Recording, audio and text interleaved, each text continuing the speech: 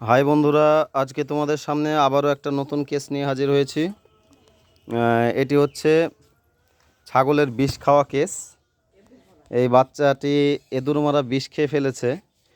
তো আমি এই বার্তা দিতে চাই যে তোমরা যারা এঁদুর মারার জন্য বিষ দেবে তারা অবশ্যই বিষ রাত্রেবেলায় দেবে এবং ভোরবেলায় তুলে নেবে। এই এঁদুরে মারা বিষ দেওয়ার জন্য প্রত্যেক মাসে অনেক ছাগল মারা পড়ে যায়, যার কারণে এই বার্তাটি আমি দিতে চাই। আর একে অবশ্যই বিষের জন্য আমি ট্রিটমেন্ট দেব। ছাগলটি যা পরিস্থিতি মনে হয় সেরে যাবে, অসুবিধা হবে না।